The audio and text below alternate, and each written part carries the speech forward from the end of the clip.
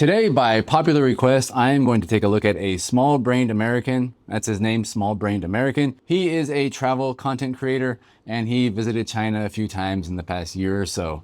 We're going to take a look at his content, decide if it's good, bad, or otherwise. I am only going to be taking a look at his content today as opposed to a multitude of various content creators like I've done in the past, simply because I feel like his content deserves slightly more nuanced, in-depth take. Not that I can necessarily provide that for you, because I'm also a small-brained American, but I'll do my best. As best as I can tell, his content really took off when he made a scathing indictment of travel in India. He absolutely hated it. He said it was horrible. I mean, go watch that video, I guess. I did watch it. It was interesting, pretty funny, but I've never been to India besides the airports there, and so I can't really comment on that. Anyway, that video did big numbers, and his channel now has about 771,000 subscribers on YouTube. As far as his travel in China, we're gonna take a look at a couple videos. The first one is his first time visiting China. He travels on a ferry from Korea to Dalian, and then he goes to Dandong. Dandong once again, so if you've seen my video about Drew Binsky and Dandong, we're in for another treat. Say goodbye to the developed Eastern Asian world. We're headed to a Chinese hellhole. Well, actually, I've never been to China. This will be my first impression. It's going to be an odd first impression, if I'm being honest. Kind of a random offshoot city. So we'll see. We'll see what happens. Here we go. So clearly, he's an idiot. That's the point. It's a character. He's playing a small-brained American. We're going to talk about some of the implications of that, but I think it's totally fine for a person to play a character and play a stupid character. I've personally done it quite a few times on my own channel. I've played a character, I don't know if you guys have seen it, where I called myself Benjamin Daniels, where I'm basically the same person as him. I'm a Ben Dan. I call myself Benjamin Daniels because in Chinese, Ben Dan just basically means idiot. And I'm playing an idiot foreigner who doesn't know the first thing about China. I think it's fine, although it is challenging to constantly play that role, and we're gonna find that out as we go through his video. Look, guys, we have to temper our expectations from Japan. We were in country number 1 in East Asia, and now we've made it to, well, I'm not gonna say out loud what I think just yet. We'll wait and see, we'll wait and see. So I don't know if he really believes that China's gonna be a shithole. Obviously, again, he's playing a character.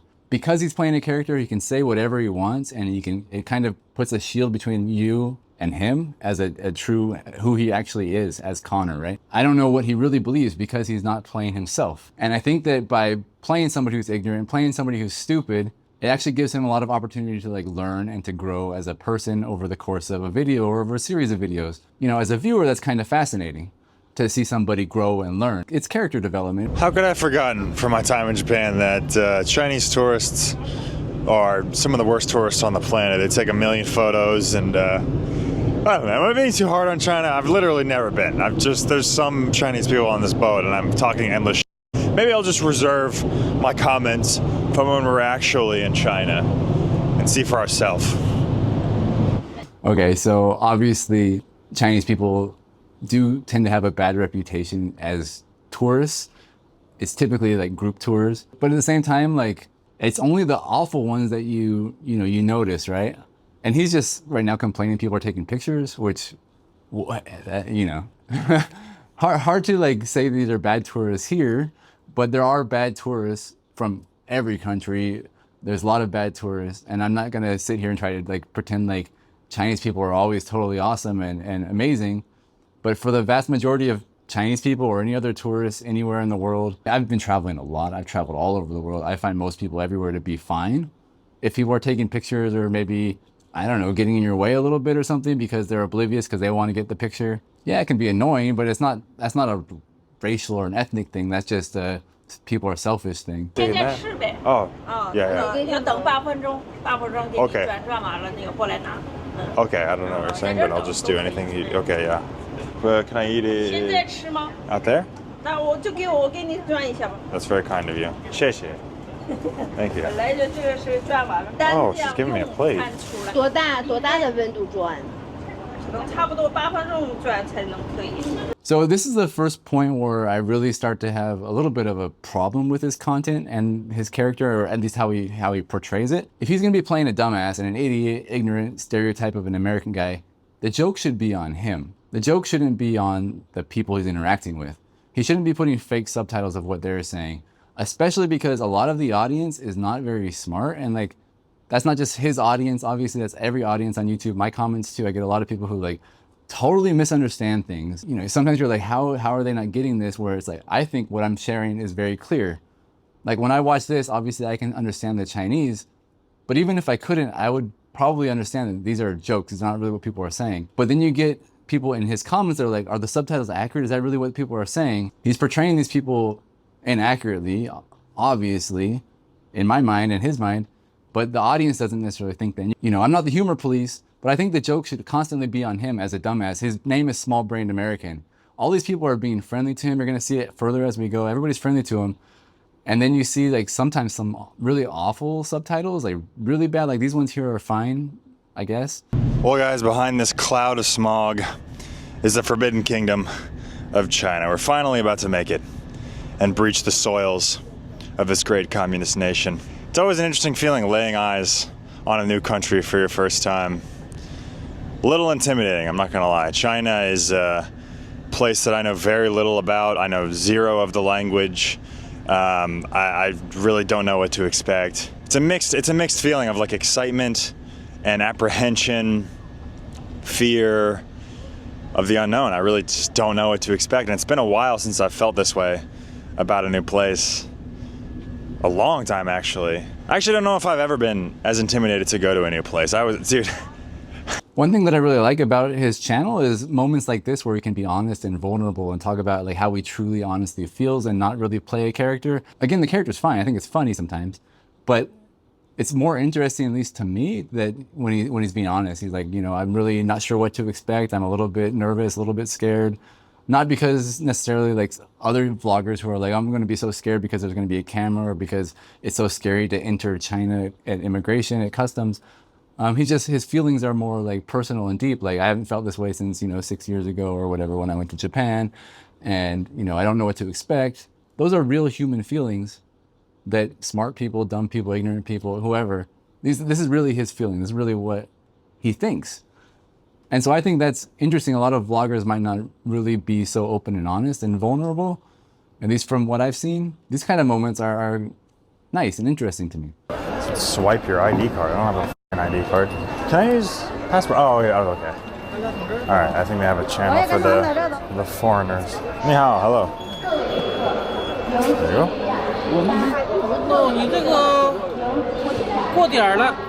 go. Like a lot of the previous videos that I've talked about, even if a person is maybe not familiar with China, they don't know a lot, you can still learn a lot about China just by observing and watching these videos. If you've never been there, you want to travel to China, you can see when you go to the train station, to enter the train station anywhere across China, if you don't have a Chinese national ID card, you're probably going to want to go to the manual channel. It's always going to be very clearly labeled. Every entrance is going to have one at least, where the human worker who's going to check your passport and your ticket to get you into the station. And then once you're into the station and you're going to get on the train, you can take any entrance, any turnstile into your train, because then you can just scan your passport for your ticket. You don't need an actual paper ticket. So yeah, this is just something to know before you travel to China. I'm trained to Dandong, but I arrived late. Is there any way I can get credit for the next available train? Oh, passport, yeah. All right, no nonsense. There we go. This money.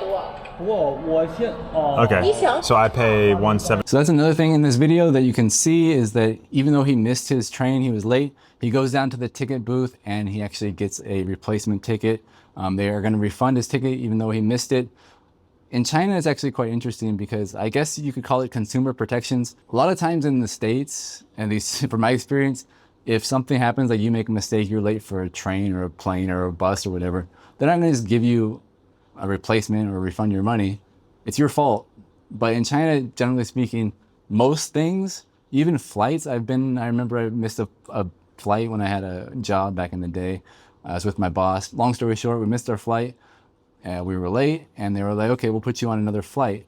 And a lot of times you don't necessarily have that kind of protection in other countries, from my experience. But that doesn't necessarily mean that's true. That's just my experience.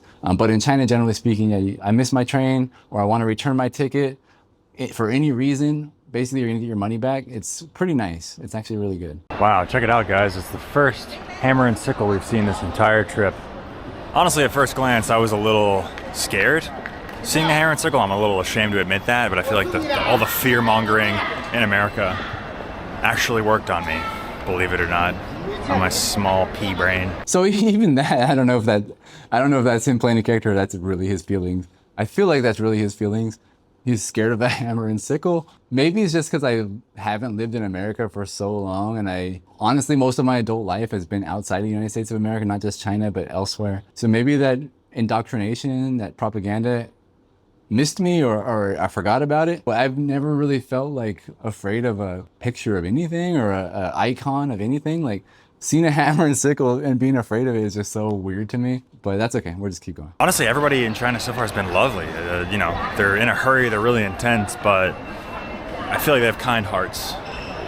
So we'll see if that theory holds up. He's been in China for like less than a day. It's just a few hours apparently. And he went from being like, oh, Chinese people are awful, the tourists are terrible, they're annoying, whatever. And now he's like, everybody in China is so lovely, everybody's so nice. Which again, if you've been watching my videos, reacting to other people on YouTube or any of my travel videos or anybody else's travel videos, you will see clearly that the vast majority of Chinese people are very accepting of foreigners. They're very nice to you, they welcome you, and they will help you out with anything and talk to you. And so he learned that pretty quickly. It's nice to see a person who can kind of change their mind and just observe things. Again, if we talk about the other videos I commented on where some people are unable to observe anything going on around them. But you can see he's capable of like taking things in and learning, which is quite nice. It's refreshing compared to some other vloggers. And you know how if you go to like Spain or Mexico or even Japan, they'll have signs with like foreign lettering on it? Well, there's none of that. There's no English. There's no second language. There is no second language spoken in the Forbidden Kingdom of China. It's just Chinese. I say that, and then obviously he's not capable in some capacity of looking around him because, he entered Dalian Base Station.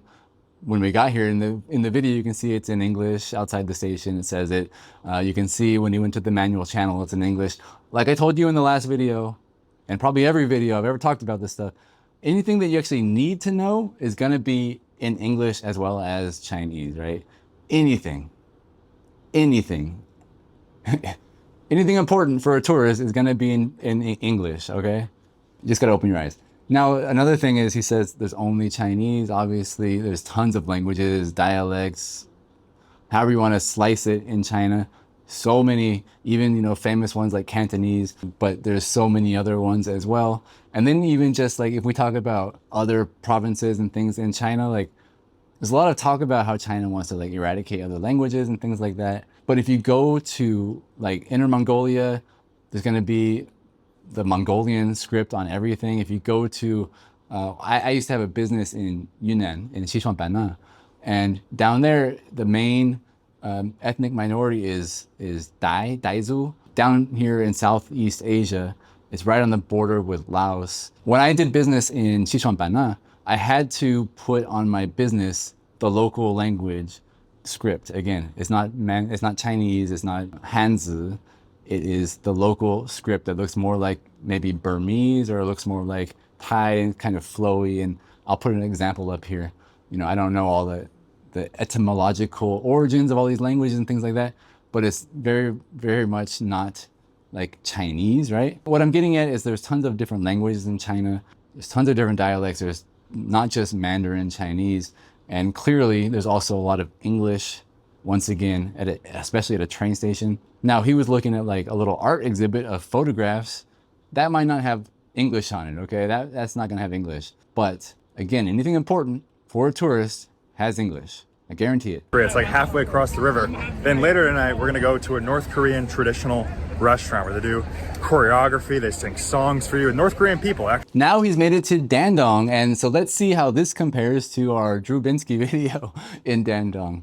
See if anybody gets the heebie-jeebies. They wanted to keep it up to remind people what America did here and how China and North Korea are great friends. It's like maybe they're defending their homeland.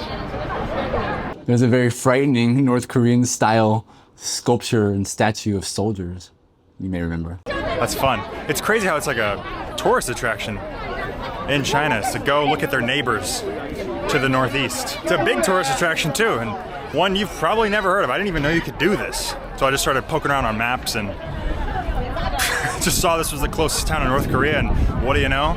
Other people had the same idea. Lots of other people. On one hand, thank you, Small Brain American, for portraying this place, Dandong, as a tourist destination that's very popular, has millions and millions of tourists every year. I appreciate that. It's quite different from the video that Drew Binsky put out. On the other hand, very similar in the title. This one is North Korean Human Safari, very disturbing. And you know, I don't love that, but again, I'm not the content police necessarily. But both him and Drew had the same idea of let's go on a human safari for North Koreans, which honestly, like, I'm not offended. I'm not a person who gets offended and like, you know, tisk you for offending me. But I don't know, just something about it bothers me. Even at the end of this video, we're gonna see like, it also bothers him. He talks about how it's kind of, it doesn't really feel good to be on this human safari. So, and then he goes and titles it like this. So I you know, whatever, it's YouTube, it's the internet. Nobody cares about, I don't want to say morals or values or ethics, but at the same time, I do want to say that. I don't know, you tell me in the comments, tell me if you think it's fine for content to be titled like this, or I almost feel like Small Brain American here would agree with me that it's not okay. And yet he still does it because we're going to see it again at the end. Still the same just like a kind of sad looking shipyard. I feel like I'm on safari right now, a human safari. That sounds awful when I say it out loud. I don't know, I feel morally conflicted about this whole thing. Like, I spoke with the girls at the restaurant last night. Although very brief, I could just feel their desperation and sadness and fear. And here we are, just making a fucking mockery out of all of it. It's a great time. See what I mean? Like, he knows that it's wrong, and yet he still then continues to make a mockery out of it by titling his video that way. And maybe I'm just too sensitive, I'm too woke. A Chinese truck, presumably doing some shipping with North Korea. I don't want to be a sanctions snitch or nothing, but... Notice the truck crossing the bridge does not give him any heebie-jeebies. So thank you very much for that, Small Brain American. That will probably live rent-free in my head forever. Drew being weirded out by a truck. Ooh, spooky, heebie-jeebies. It's so weird. Okay, next video. His next video is called Inside China's $100 Billion Empty Mega City. I'm only gonna take a look at a few clips from this video. To me, his content, I haven't watched all his videos, but got worse. I don't know, you tell me. It could be because he's not on his own, he's with two other vloggers here. I feel like a couple things, which we're gonna see. The subtitles, clearly worse. Let's just do it. So him and the other two vloggers are having a drink and some cigarettes with this boy and his father. Nice to meet you. This is for you. Oh, Okay. shit. Tonight we have a father and son's talk. A talk. He's finally telling you how to have sex. My father a little bit no. That comment, obviously they didn't hear it or get it, but kind of funny. Like, he's a small-brained American and this guy's saying I'm having a father and son talk. If he's playing an idiot, he's playing a stupid, ignorant idiot. When you hear a father and son talk, you might think, you know, yeah, they're gonna talk about sex, right? Maybe birds and the bees conversation. That's pretty funny, relatively. And then we keep going, and then the joke's gonna be more on them. Noise, make some noisy. So I'm very sorry. No, we can make noise together. Smoking. Smoking. 对, yes, smoking. Yeah, I went to Korea. Out of China, 福州话. Okay, from You don't China. want to. It's rude to say no. China. It's rude to say no. Yes. Yeah, Timmy. Let's do it. Yes, good. Beijing. Cheers. 干杯。谢谢你, Zuhong. Oh, very strong man with the big beer. 我的杯子比你们大。Thank you. Thank you. Very good. Thank you. Thank you. Very, very much. 我那浪迹天涯的孩子啊，龙舟回家吧。 No, it's very good. No. Very embarrassing. No. 生命里的缘落，我的妈妈在哪里给我的爱，叫我永生不忘啊！非常感谢三位老师，就是能咱们一种相遇，也是一种缘分。为什么呢？因为全地球那么多人。All right, so this actually could be like really, really a nice moment, right? It could be. This man and his son are hanging out with these three foreign guys. He says, thank you, you three teachers, basically.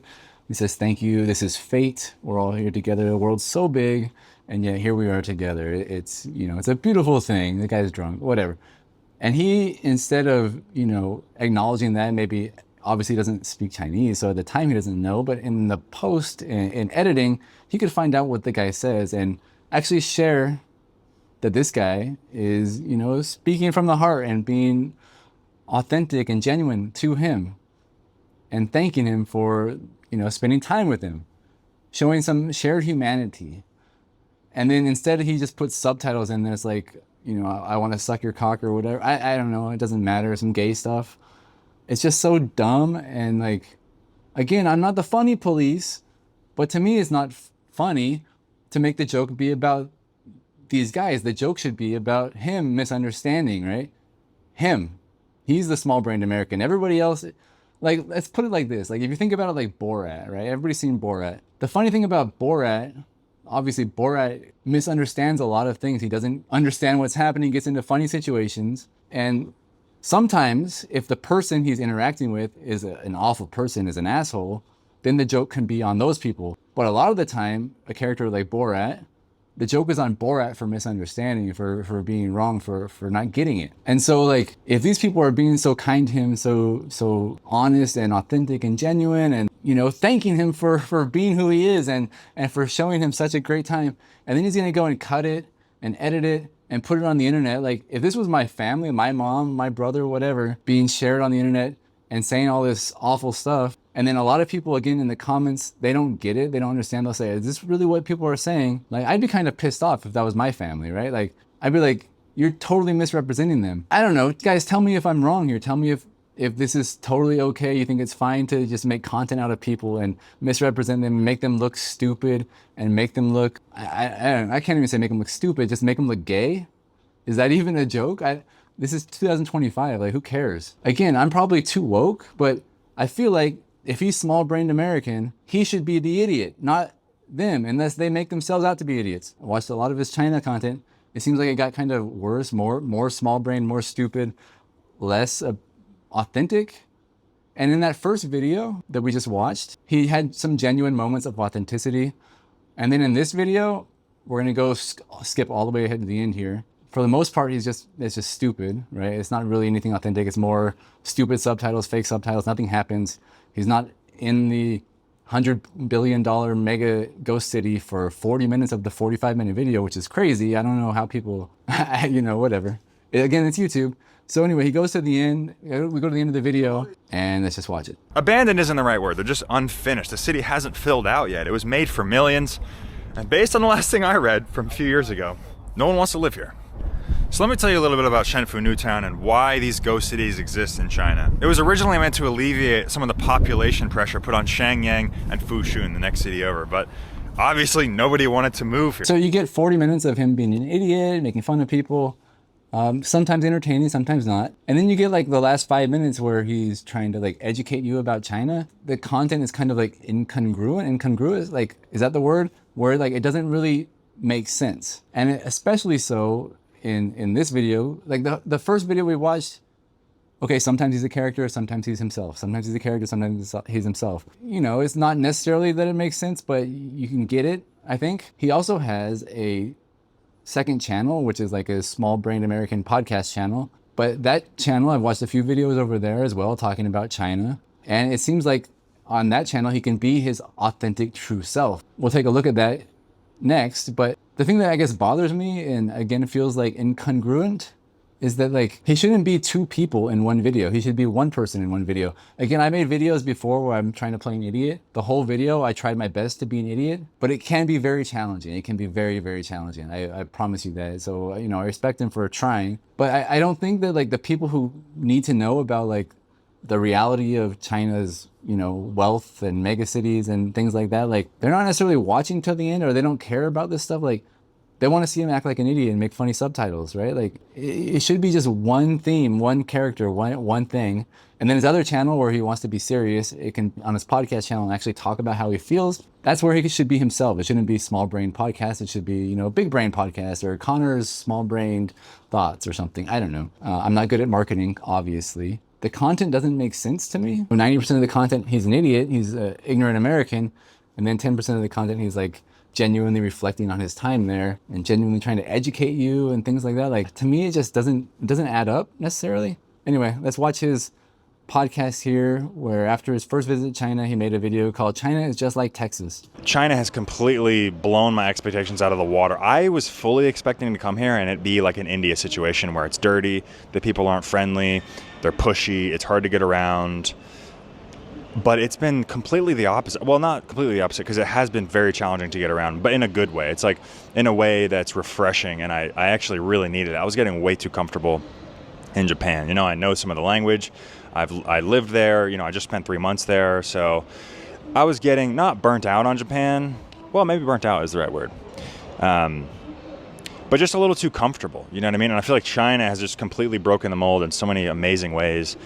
And it's a place that, you know, I was living in Japan, and you always hear Japanese people like talking shit about Chinese people, and like it's just a thing. Like East Asian people, I think Asian people in general, actually most people in the world are just fucking racist as hell. So I don't necessarily agree with what he's saying, clearly, but I do appreciate that he's able to like sit there and reflect, right? He's able to sit there and talk about his feelings and talk about what he learned and talk about misconceptions he had and all that kind of stuff. I think that's really, really good and interesting. I think that it's good that it's on a different channel. Unfortunately, you know, his genuine thoughts, his genuine reflections don't get nearly as many views, or I guess maybe, unfortunately, I don't know. It doesn't matter how many views he gets.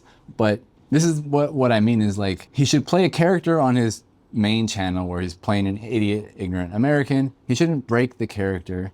And then he should have this other channel where he actually tells you genuinely how he feels. Because I do think that there's value in like playing up stereotypes. I do think that there's humor in it. I do think there's a lot of opportunities to make really funny content and cool content, which sometimes, again, I am entertained by his content and sometimes I'm not. Ultimately, if it's muddled, if the message is muddled, if the content isn't clear for some people, it kind of ruins the message, ruins the learning opportunities that he gives when he gives them. Like, you can learn a lot without having like the ending message in the second video I showed you. Like, you could have still seen a lot about China and learned a lot about China, even the ghost city, if he was an idiot the whole time.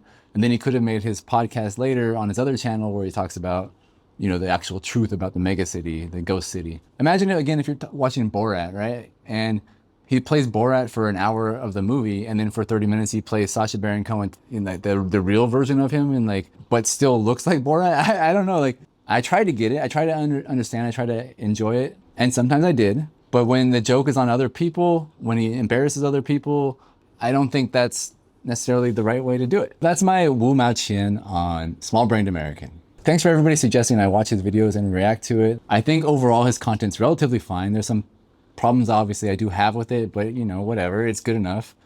It's relatively honest in his portrayal.